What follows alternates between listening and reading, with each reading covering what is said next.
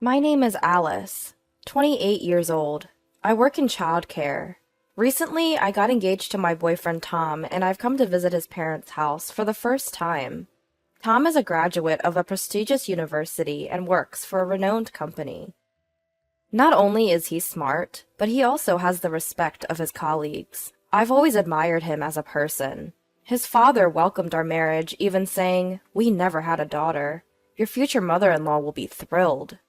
However, I've been bothered by the fact that my future mother-in-law, sitting next to him, seems upset. She's grimacing, almost as if she's angry. While I was observing her, she suddenly asked, "I heard you didn't graduate high school. Is that true? Our Tom is an elite, having graduated from a famous university. You think I'd approve of a marriage between an elite and someone of your status?" I was taken aback when she started to insult me. "Mother-in-law, how can you say such things? You're being rude to Alice." "Exactly, Mom. Your educational background shouldn't matter."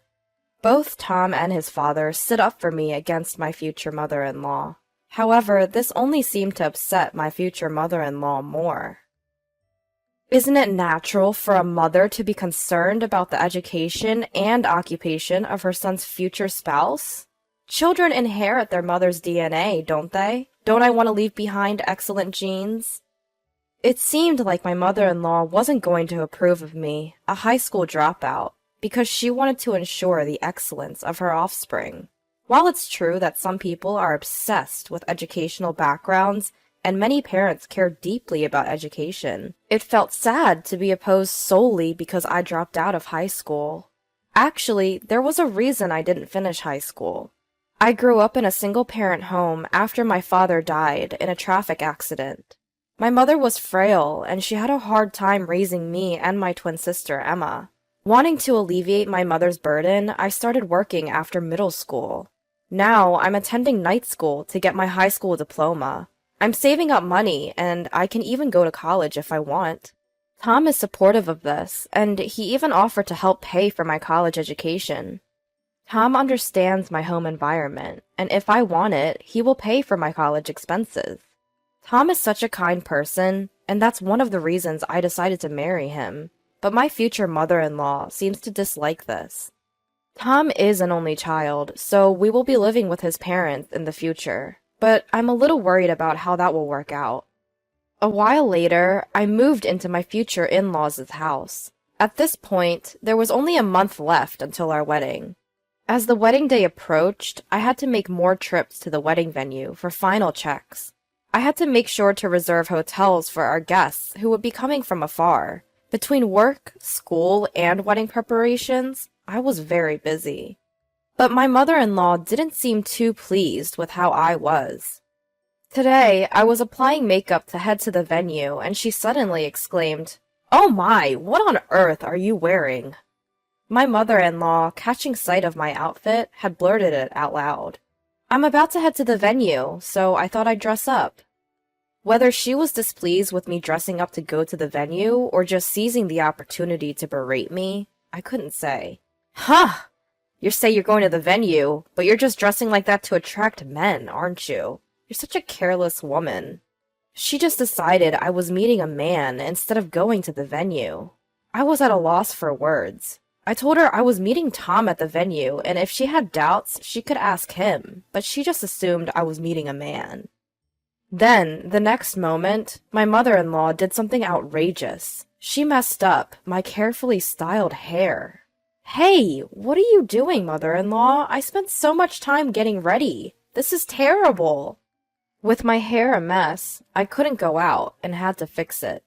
But seeing my disheveled hair, my mother-in-law cheerfully said, "There's no need to fix it. This hairstyle suits a high school dropout, poor woman like you. You should wear your hair like this for the wedding." Since I was already running late, I quickly fixed my hair and headed to the venue where Tom was waiting. Tom was waiting for me at the entrance of the venue and seemed concerned about my downcast expression. I was torn whether to tell him what happened earlier, but I thought it wasn't good to talk about something so depressing when we were about to discuss the ceremony, so I decided not to tell Tom at that time. One day, when it was almost time for the wedding, my mother-in-law suddenly made this suggestion. Hey, Alice's mom lives far away, doesn't she? It must be tough for her to come, and she'll have to pay for her hotel. So why doesn't she stay at our house? Tom and I were both surprised by my mother-in-law's sudden proposal. Indeed, if we could save on hotel costs, my mother would be happy, and it would also facilitate interaction between our families. Tom suggested I ask my mother about mother-in-law's proposal, so I asked her right away. My mother was very pleased with mother-in-law's proposal, and it was decided that my twin sister Emma would also come that day. I initially thought that mother-in-law was making this suggestion out of goodwill, but I could never have imagined the outrageous things she would do next. The day before the wedding, my mother and sister came to stay at my in-laws' house. Seeing my mother and sister, whom I hadn't seen in a long time, made me very happy. I have a particularly close relationship with my sister, and we were so happy to see each other after a long time that we decided to sleep together that night. Emma, who had been drinking, fell asleep right away. No matter what happens, Emma won't wake up once she's like this. Just when I was thinking that, it was getting late and I should get some sleep too. I suddenly felt the door to our room open. As I was wondering what it could be, I heard a loud buzzing sound, followed by the noise of something being shaved. Haha! Now you won't be able to attend tomorrow's ceremony, will you? No need for hair for a poor middle school dropout. The moment I heard that, shocked, I turned on the room lights and said, Mother-in-law, what are you doing? The person in the bed suddenly sat up, startling my mother-in-law as well. Huh? Mother-in-law? You're Alice, aren't you? She seemed to have mistaken me for Emma. That's not my hair. We're twins, and our faces really look alike, but it wasn't me whose hair was shaved with clippers. It was my sister Emma. What? No way. Why? Wasn't it Alice? My mother-in-law seemed to be in shock, but Emma, who had apparently drunk too much, was sound asleep. When she wakes up in the morning and realizes her hair has been shaved off, Emma will surely be very angry. Unlike me, Emma has a strong temperament, so it's obvious she'll be furious. What will you do now, mother-in-law? I'm not going to cover for you. Feeling guilty, perhaps, my mother-in-law left the room with a pale face.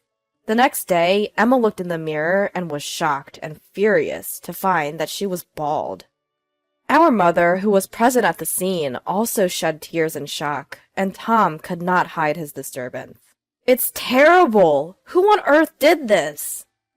So I revealed everything that had happened yesterday in front of everyone. I was wondering what kind of face my mother-in-law would wake up with this morning, but she wasn't there. According to my father-in-law, she said she was going for an early morning walk and hadn't returned yet.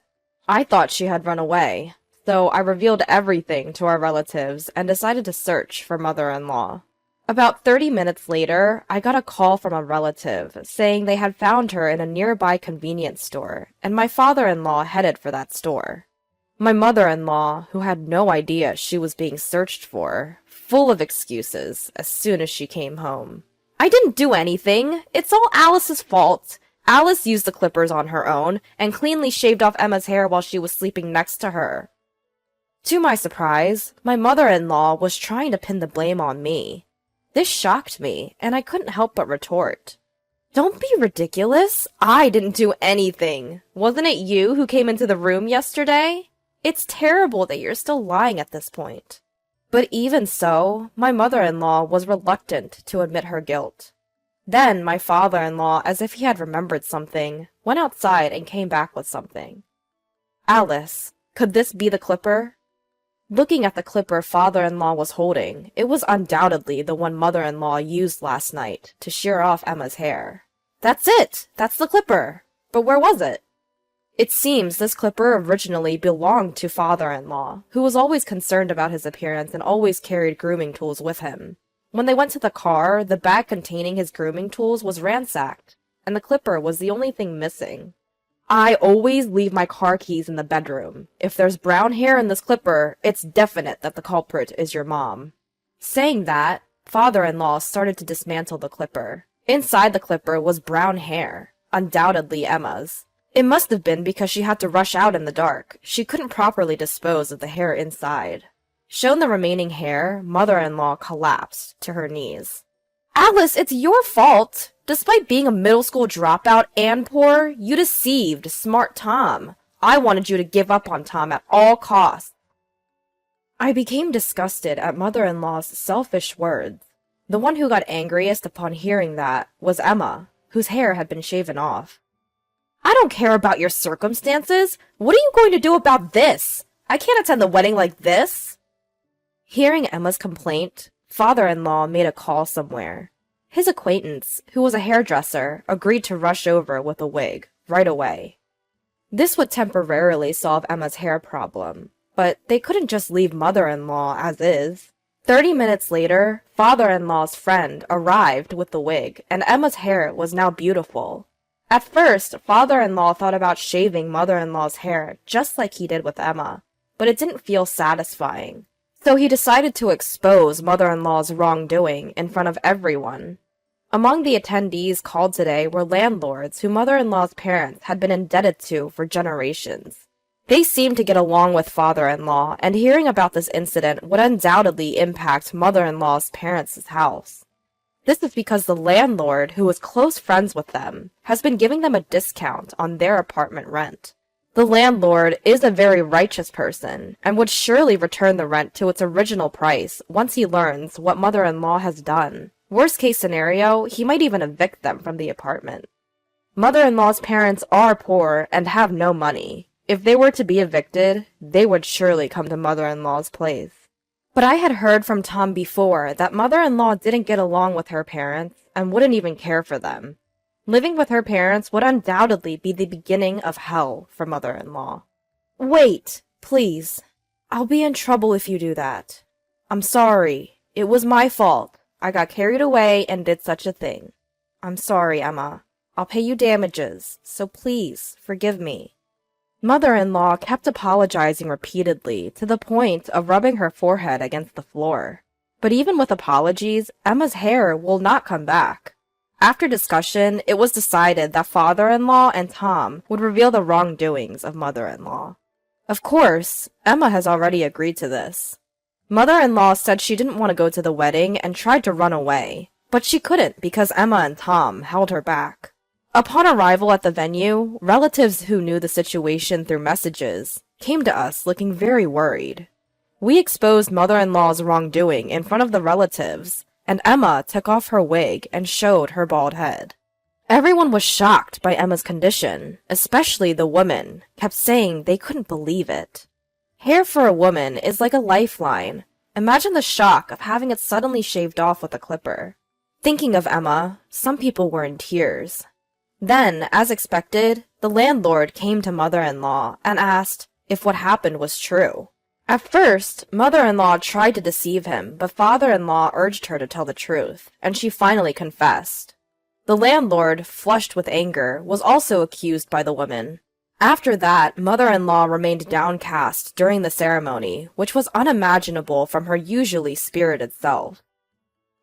The wedding itself ended smoothly, and it was a great joy to be blessed by many people. However, we could no longer live with mother-in-law in that house. It's only natural, but we decided to move into an apartment and live as a couple. Mother-in-law was panicked about us leaving the house. She cried out that it was her fault and begged us not to leave, but we can't live with her. But father-in-law felt the same. He told mother-in-law that he was going to divorce her and asked her to leave the house. Mother-in-law turned pale and clung to father-in-law, saying, "Please reconsider. Where will I live if I leave this house? You know, don't you, that I'm not getting along with my parents. If they find out about the divorce, they'll definitely tell me to come back for their care." She was trembling as if she could collapse at any moment. But when I think about Emma, I don't care about mother-in-law. I never dreamed that my hair would be shaved off while I was sleeping and mistaken for me.